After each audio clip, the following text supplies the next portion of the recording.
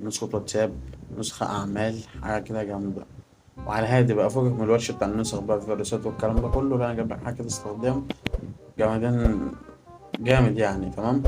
طيب رابط النسخة هتلاقيه في الوصف، واللي مشترك في البرنامج، تمام، في البرنامج دوت اللي هو بتاع كيمو الحاكم اللي هو انت بتشترك فيه، هتلاقي النسخة نزلت ان شاء الله النهاردة بعد ما خلصت تصوير الفيديو ده على طول. تمام، هتلاقي النسخة نزلت مع دولت.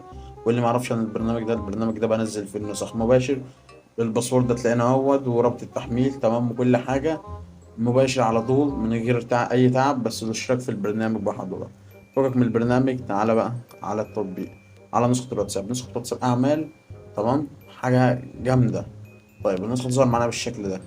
عندنا كده أول حاجة الشتات، عندنا الرومات، عندنا الستوري، عندنا المكالمات وكده. لو جينا ضغطنا على التلات نقط عندنا التاتش، تمام. عندنا بعد كده التاتش بتاع صوفيا، ده اللي هو المميزات بتاع النسخة وكده، والباسورد. عندنا بعد كده تنظيف النسخة، لو تنظف النسخة من أندرويد 10 أو أندرويد 11 من الملفات. طيب عندنا إضافة صافية وكده. عندنا دي خطوط الأيفون، كل دي خطوط أيفون يا غالي. تمام. عندنا بعد كده فتح أكتر من يعني فصل بين الشتات والرماد. عندنا زر إضافة أكتر من حساب. عندنا إظهار وضع الطيران، تمام. عندنا إظهار نمك في الواجهة. عندنا شيل البايو من الشات. عندنا عطل الرسائل المخفية. عندنا تثبيت أكتر من 3 شتات. إخفاء الأرشيف من الواجهة. وبعد كده يا غالي عندك إخفاء آخر ظهور، تمام، عايز يظهر إزاي. عندك أفصل النت عن النسخة. عندك شوف مين بينزلك من الروم. تأكد من إرسال الستيد. إظهار علامة جنب المتجر والأدمن والحاجات دي. عندك إلغاء الرياكت بتخطيطيا. عندك تغيير تفاعل الإيموجي. ده مثلا لما تضغط كده على الإيموجي ضغطان ورا بعض عايز يعمل إيه. صفحة شات جوه شات، دي هنشوفه مع بعض دلوقتي. شوف عايز أنهي جنب، أو مثلا جنب الشمال.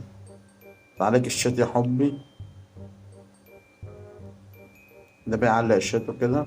فيك شات، ده بيعمل فيك شات، تمام. فيك شات ده اللي هو الحظر الأرقام وكده، الناس كتير فاهمها. عندنا مع كده زهر الستيد شبه الانستجرام، ما بحبوش وانت اصلا مش هتحبه. المهم، انا كده نخش على اي انا نخش على اي شات وكده. نعمل مثلا نمبر مش مسيف ونكتب اي رقم. بس إيه رايكم اكيد لا على شكل النسخه. اشترك بقى. تمام. عندنا مثلا ايه، عندنا لو جينا هنا عندك هنا اللي هو ده، بص، الفيروسات وكده بتاع النسخه، تمام. زي ما انت شايف كده النسخه فيها فيروسات وحاجه جمدان. عندنا بقى لما فاكر لما كان بيقول لك لما كنت بقرا هناك، فاكر لما كنت بقرا هناك بيقول لك شمال ولا يمين، هو ده قصدي على دي. قصدي على الشتات وكده، عايز ده شمال ولا يمين، تمام. طيب انا بنصحك ما تفعلش اصلا. زي ما انت شايف كده شكل النسخه من جوه، وتسجيل الريكورد اهو برضه، عشان محدش يقول لي مش شغال.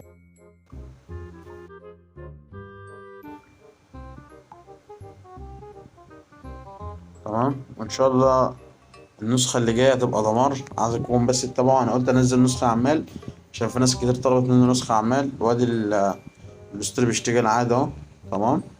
كل حاجة تمام في النسخة. عندنا بقى لو جينا مثلا على 3 نقط، عندك اعمل بار، عندك اعمل بي سي، عندك افتح ويب، عندك الهابي مسج، تمام. عندك هنا قطع النت عن النسخة. بعد كده الإعدادات العادية بقى غالي، عندك الحساب، وعندك اللي هو بتاع التشفير وكده، وعندك الأفاتار لو عايز تعمل أفاتار، وعندك الشتات، وعندك الإشعارات، وعندك داتا النسخة، وعندك لينك النسخة، وعندك الدعم. لو جينا عند الدعم دي، تمام، وجينا عند الأباوت، النسخة مبنية على آخر إصدار زي ما أنت شايف كده، مش آخر إصدار، آخر إصدار ده قبل الإصدار الأخير بتاع الأعمال، تمام. فعشان نكون واضحين بس، يعني النسخة مش هتاخد منك أصلا تحديث. بس زي ما أنت شايف كده، متنساش بقى تتابع التليجرام وتتابع جروب الواتساب، عشان هناك بنزل حاجات عظمة. وبس كده يا غالي، مع السلامة.